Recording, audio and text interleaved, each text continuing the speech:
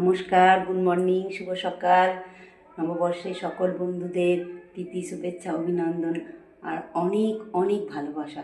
তো বন্ধুরা, নতুন বছরে ভগবানের কাছে প্রার্থনা করি তোমরা সবাই খুব ভালো থাকো আর আমিও যেন খুব ভালো থাকি। তো বন্ধুরা, আজকে তো শুভ নববর্ষ।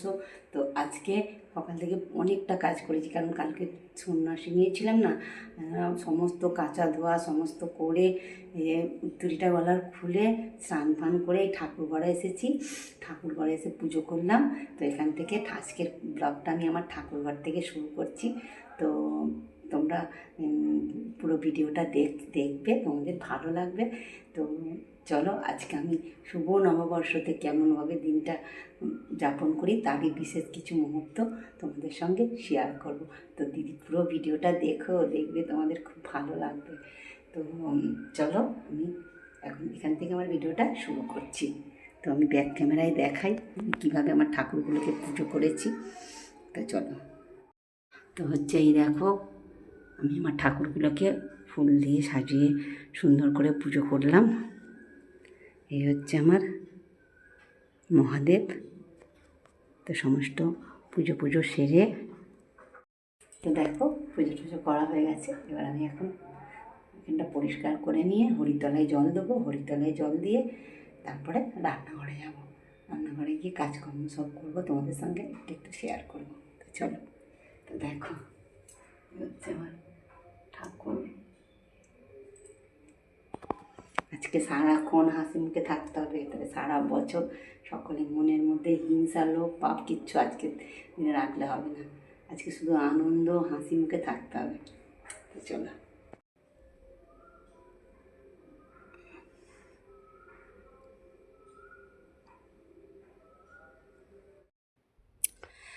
তো ঠাকুরকে জল দিয়ে এসে চা করলাম। তো এই দেখো, আদা দিয়ে আর হলুদ দিয়ে চা করেছি। আমি বাটি করে চা খাই, দেখতে পাচ্ছ। তো চা করে নিয়েছিলাম, চা আর বিস্কুট খাচ্ছি। তো এরপরে সবজি কাটতে বসবো।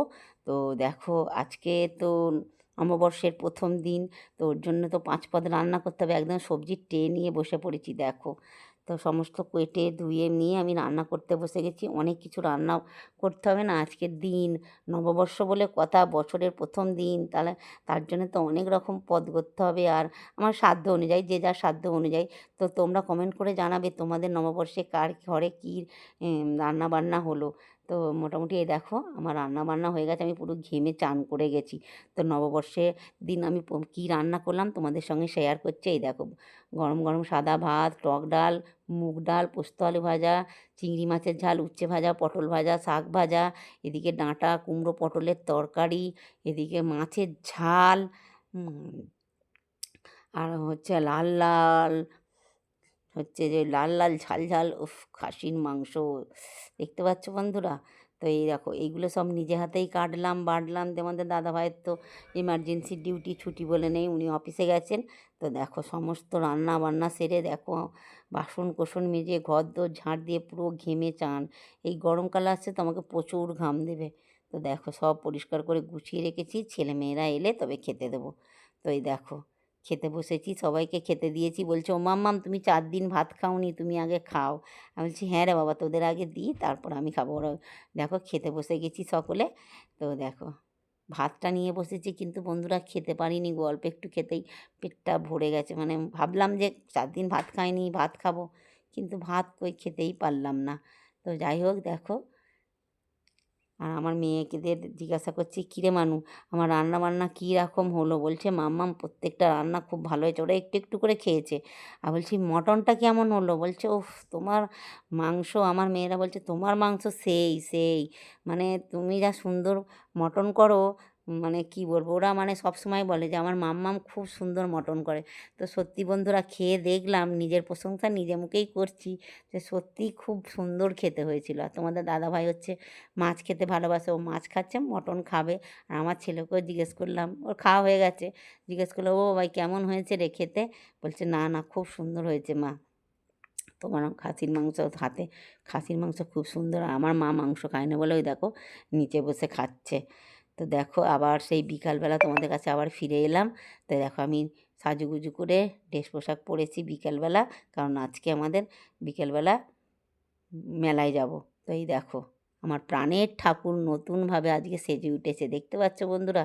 আমরা সকলে নতুন পোশাক পরেছি, আমার প্রাণের ঠাকুরও আজকে নতুন হচ্ছে ড্রেস পরেছে।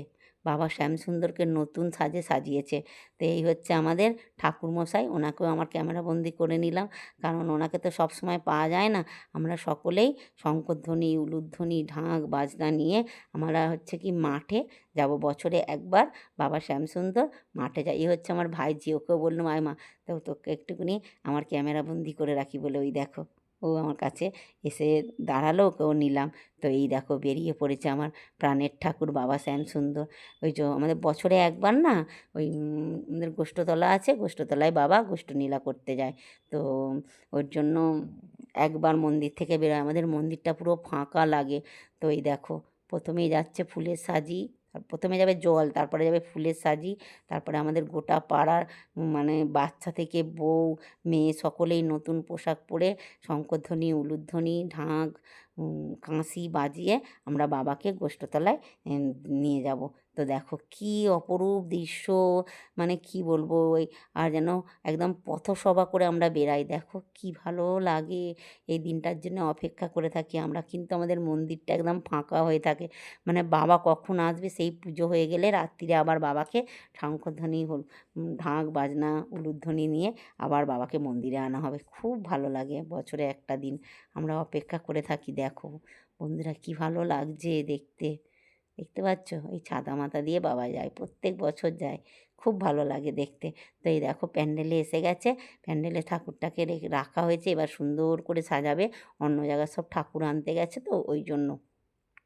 তো আমরা বসে আছি এখানে, এই দেখো একটা চেয়ার আছে, চেয়ারের মধ্যে বসে আছি আর নিজেরা একটুখানি কথা বলাবলি করছে। এই দেখো কত কচি কাঁচা, এদের কি সবসময় পাবো বলো? তাই নিজের স্মৃতির খাতায় রাখবো বলে এদেরকে একটু ক্যামেরাবন্দি করে নিলাম। নিজেরাও অনেক সেলফি তুললাম, ছবি তুললাম, নিজেরাও ক্যামেরাবন্দি করলাম, অনেক কিছু। অনেকক্ষণটাই ছিলাম, কিন্তু মেলা এখনও বসেনি। এখন দেখো বিকাল হয়ে আছে, দুটো ফুচকার গাড়ি এসেছে আর বেশি কিছু আসেনি, আর বেশি মেলাটা এখনও নামিনি আমি, ওখানটায় বসেছিলাম। তো আমার ভাইঝি বায়না করছে বাড়ি চলে যাবে, তো ওই জন্য বাড়ি ফিরে যাব। এই দেখো আমাদের পাশে আর একটা গোষ্ঠতলা আছে, সেখানেও গোষ্ঠ হচ্ছে, ওই পথ দিয়ে যাচ্ছিলাম। তো ওদেরও ঠাকুর মোটামুটি দেখো সাজানো হয়ে গেছে, ওইটাও তোমাদের। তো অনেক বছর পরেই এখানে ঠাকুর দেখতে এলাম, এখানে মেলা হয় না, এখানে শুধু পুজোই হয়। তো সেটাও তোমাদের সঙ্গে একটু শেয়ার করলাম। তো দেখো আমি এসেছিলাম ভর্কি, ছুটকি আর শিপর্ণা এসেছিলাম। তো বাড়ি ফিরে তোমাদের দাদাভাইয়ের সঙ্গে আমার মেয়ের একটা ছবিও তুলে দিল, আমার মেয়েদের সঙ্গে একটা ছবি তুলে নিলাম। তো এটা একটু আগে আমার ভাই যখন কাঁদছিল তখন আর কি চলে আসার পথে একটুখানি ভিডিও করেছিলাম, সেটা তোমাদের সঙ্গে শেয়ার করছি। তোমাদের সঙ্গে আর মেলাটা শেয়ার করতে পারলাম না গো, কারণ আমি সন্ধ্যের পরে আর মেলা দেখতে যাই না, ওই জন্য তোমাদেরও সঙ্গে আর শেয়ার করা হলো না। তো মেলা এখনও বসেনি বলে সেই জন্য বসেছিল দুটো ফুচকার একটা আইসক্রিমের গাড়ি। মেলা হয় সন্ধেবেলা, তোমাদের আর দেখাতে পারলাম না। তো যাই হোক, যে ভিডিওটা যদি একটু ভালো লেগে থাকে তো দিদিভাইকে একটা লাইক করো আর কমেন্ট করে জানাবে দিদিভাইয়ের ভিডিও তোমাদের ভালো লাগে না খারাপ লাগে, এই আশাতেই থাকবো। তো আবারও বলছি নববর্ষের আমার সকল বন্ধুদের প্রীতি শুভেচ্ছা অভিনন্দন আর অনেক অনেক ভালোবাসা। তো বন্ধুরা আমার ভিডিও আমি এখানে শেষ করছি। তো love you my all friend, সাবধানে থাকবে, ভালো থাকবে আর সুস্থ থাকবে, এই বলে আমি আমার ভিডিও শেষ করছি।